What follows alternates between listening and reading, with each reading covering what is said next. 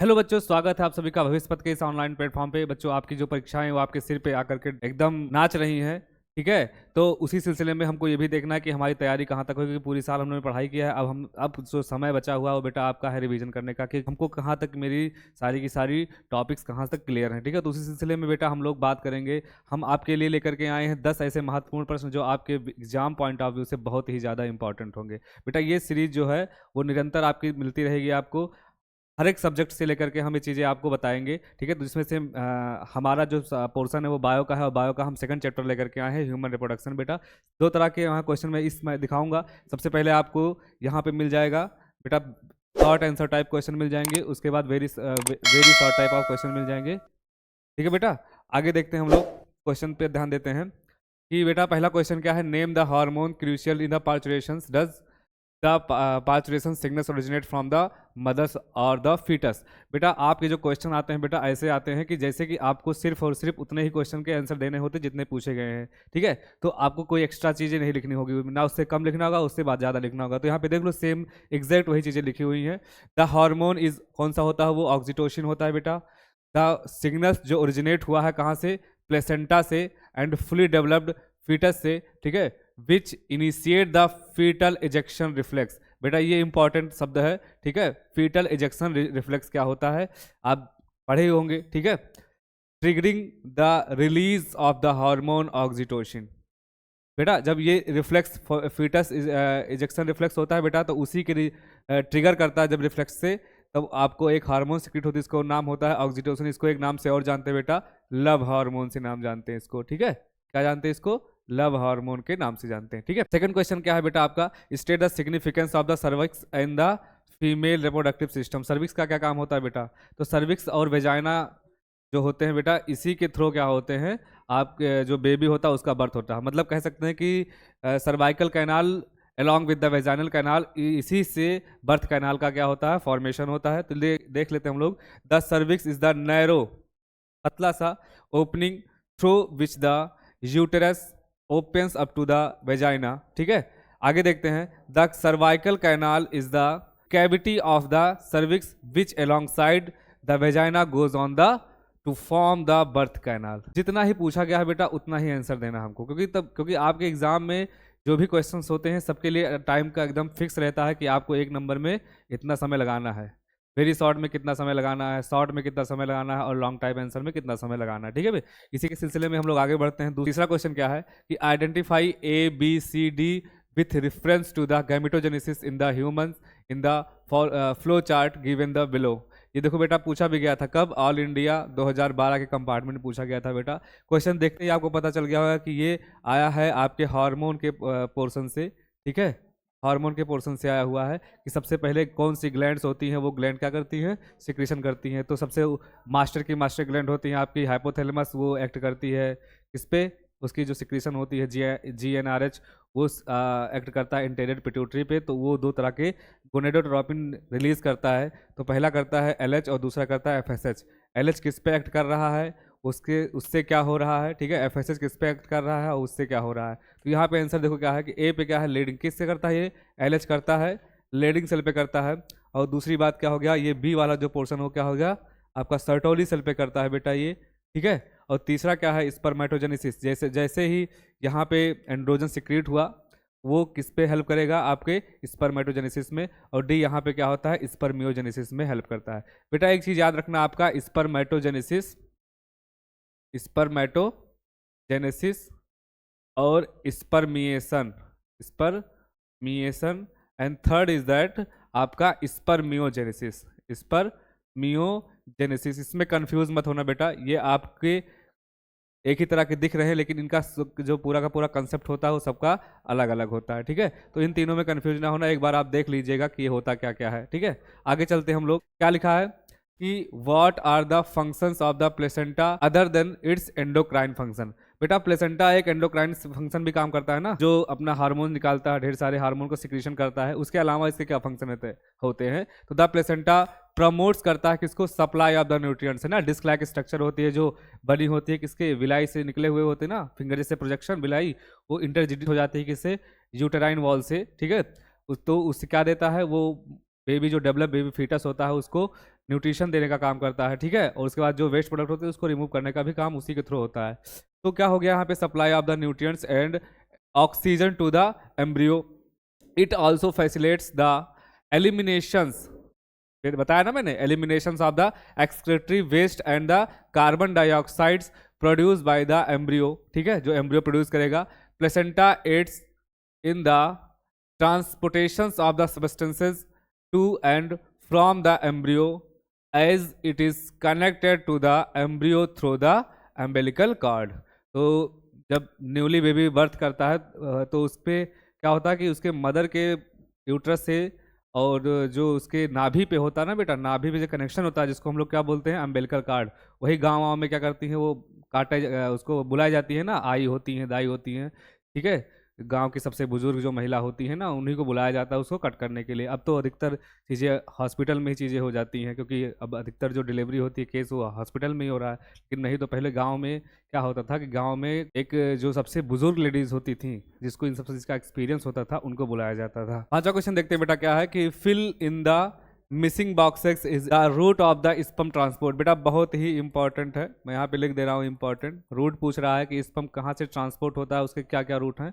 तो स्पर्म जो बना है वो सेमनीफेरस ट्यूब्यूल से क्या करेगा, आगे की तरफ बढ़ेगा तो जाएगा रेड टेस्टिस। रेड टेस्टिस से कहाँ जाएगा बेटा, वासा एफरेंसिया में ना, कहाँ पे जाएगा, वासा एफरेंसिया, ठीक है, मैं लिख दे रहा हूँ। वासा एफरेंसिया से फिर कहाँ गया, एपिडिडाइडिमिस में, एपिडाइडिमिस से फिर कहाँ आया, वास डिफरेंस में, कहाँ पे आया, वास डिफरेंस में आया, ठीक है। वास डिफरेंस से फिर कहाँ आया, यूरेथ्रा के थ्रू बाहर निकल गया। बेटा ये कॉमन पास होते हैं किसके, यूरिन के और स्पर्म के, ठीक है, यूरेथ्रा। फिर उसके बाद देखते हैं हम लोग नेक्स्ट क्वेश्चन क्या है, छठा क्वेश्चन क्या है देख लेते हैं हम लोग। अब आज जो बेटा शॉर्ट आंसर टाइप क्वेश्चन, जो पहला वाला था बेटा वो वेरी शॉर्ट टाइप का था, ठीक है। देखते हैं छठा question, how many spermatozoa does one secondary spermatocytes produce. Calculation करना आता होना चाहिए बेटा आपको, ठीक है, मैथमेटिकल तरीके से पूछा गया है ये चीजें। उसका बी पार्ट क्या पूछ रहा है, where in the zygote does the first cleavage division occur, ठीक है। क्वेश्चन का आंसर क्या है बेटा, the secondary spermatocyte, secondary spermatocyte की बात कर रहा है, undergoes the meiotic division, कौन सा, second, to generate 4 haploid spermatids. कितने, 4 हेप्लॉइड स्पर्मेटिड्स को जनरेट करता है। वही जो स्पर्मेटिड्स होते हैं which through the process of the spermiogenesis, आ गया, बताया था ना अभी पीछे, याद रखना, स्पर्मियोजेनेसिस प्रोसेस से किसमें चेंज हो जाता है, ट्रांसफर हो जाता है बेटा, वो हो जाता है स्पर्मेटोजोआ में, ठीक है।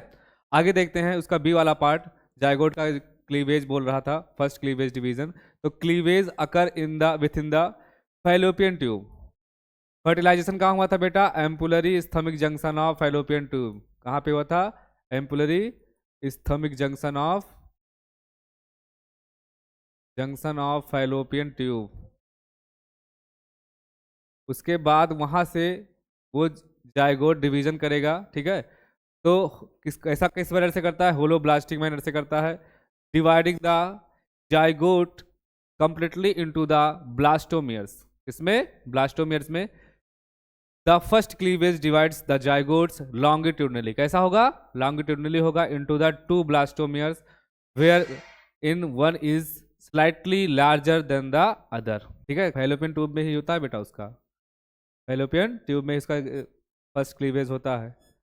सातवां देखते हैं बेटा आपको क्वेश्चन, सातवां, हाँ, what is the reason for the absence of the menstrual cycle during the conception और प्रेगनेंसी, ठीक है। प्रेगनेंसी के दौरान जो मेंस्ट्रुअल साइकिल होती है क्यों नहीं आती हैं, तो ड्यूरिंग द प्रेगनेंसी बेटा all the events of the menstrual cycle stop, है ना, and there is a no menstruations occur only when the eggs that is released is not fertilized, तभी होगा जब फर्टिलाइज नहीं करेगा तभी उसका वो मेंस्ट्रुएशन के फॉर्म में बाहर आएगा।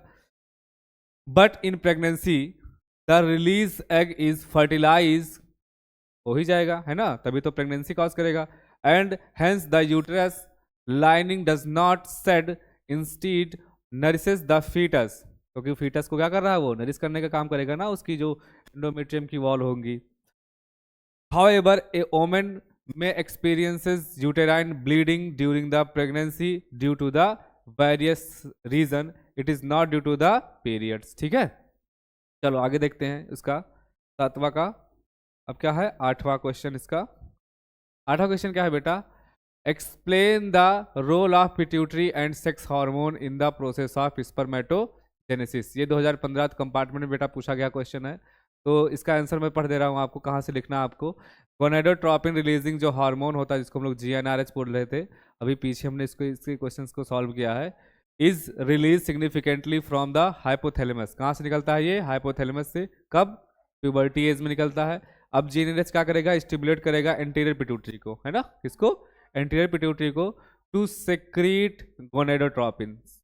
ठीक है, LH और FSH इसको बोलते हैं ल्यूटिनाइजिंग हार्मोन, इसको बोलते हैं फॉलिकुलर स्टिमुलेटिंग हार्मोन।